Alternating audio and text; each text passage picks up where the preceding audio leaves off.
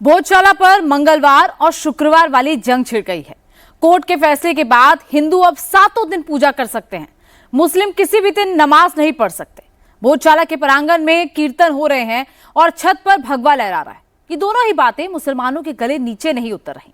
मुसलमानों की सियासत करने वाले ओवैसी मदनी अपनी अपनी दलीलें लेकर दिल्ली आ गए हैं।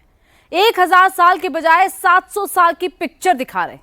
अदालत की नाफरमानी के फतवे जारी किए जा रहे हैं। जुमे के दिन नमाज पढ़ने की तकरीरें हो रही हैं। आखिर भोजशाला पर अपना हक साबित करने के लिए मुसलमान कहां तक जा सकते हैं? क्या भोजशाला का चैप्टर अभी क्लोज नहीं हुआ है? मुस्लिम टोले में अंदर अंदर क्या प्लानिंग हो रही है? इस रिपोर्ट में कई चौंकाने वाली जानकारियां हैं। भगवा झंडा लग रहा है, गौमूत्र से शुद्धिकरण हो रहा है, हवन हो रहा है, ढोल मंजीरे बज रहे हैं, भजन चल रहा है,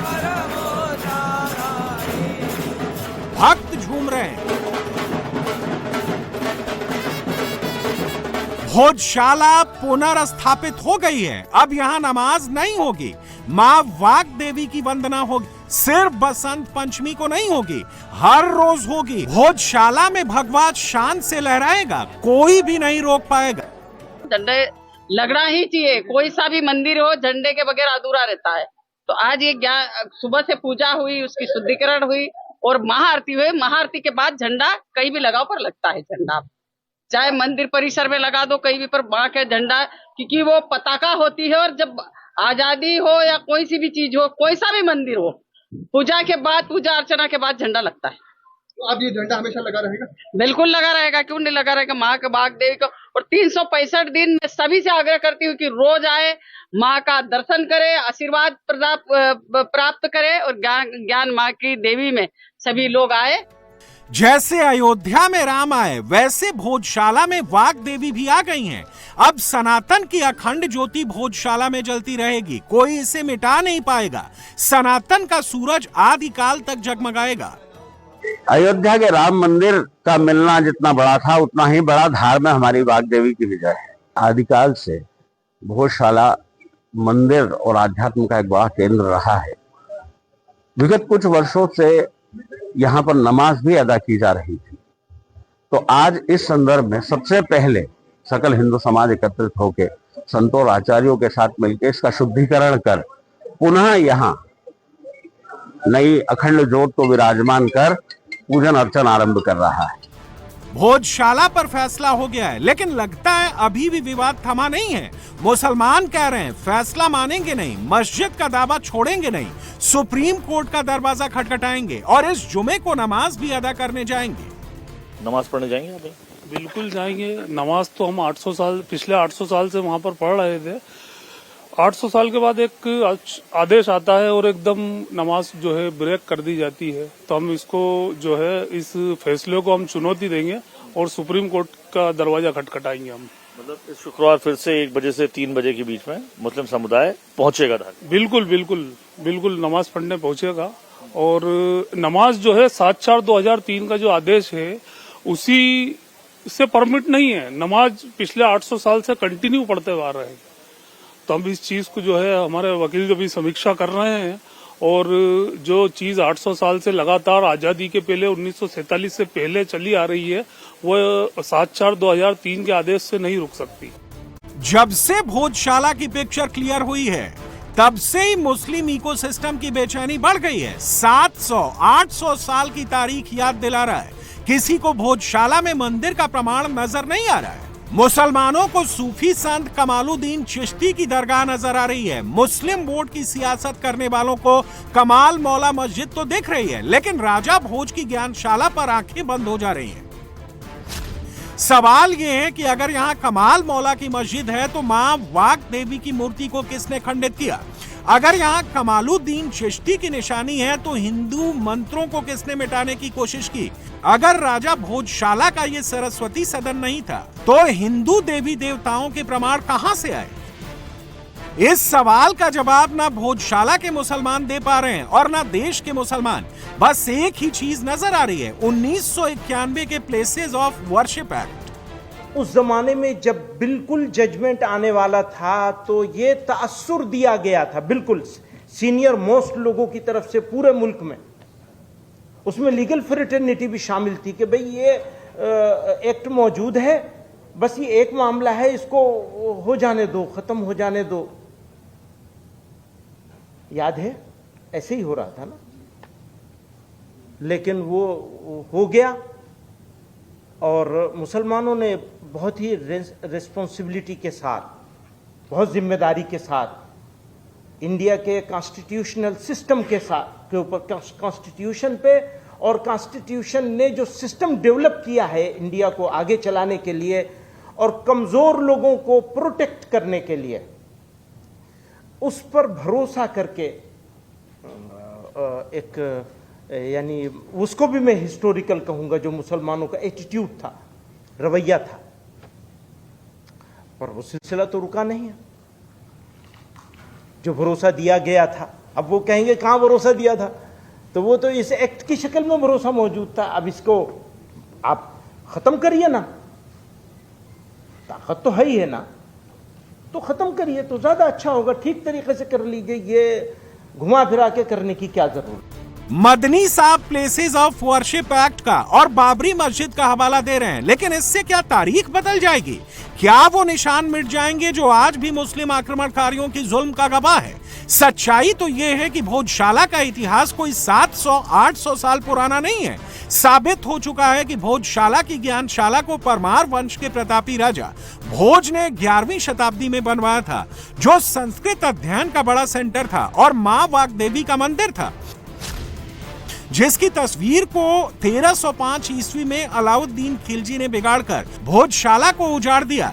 सरस्वती सदन, जहां मां वाग्देवी विराजमान थी, वहां के एक बड़े हिस्से को खिलजी ने मलबे में तब्दील कर दिया। 1401 से 1514 के बीच दिलावर खान और महमूद खिलजी ने फिर से मंदिर को तोड़ा। भोजशाला के मंदिरों के अवशेषों, नक्काशीदार खंभों और पत्थरों को समेटकर वहां एक मस्जिद खड़ी कर दी। सूफी संत कमालुद्दीन चिश्ती के नाम पर मस्जिद को कमाल मौला मस्जिद नाम दे दिया गया। है भोजशाला कमाल मौला मस्जिद का, वो कई हजार साल पहले का है और बराबर इसमें नमाज होती आई है। राजा भोज से पहले इसमें नमाज होती थी। राजा भोज की एंट्री बाद की है इसमें। कई हजार साल पहले का इतिहास है इसका। आज भी उस मस्जिद में कुरान की आयतें हैं। आप देखिएगा जाके, कुरान की आयतें आपको मिलेंगी। किसी को कोई मतलब नहीं है, मतलब है तो सवाल उठाने का।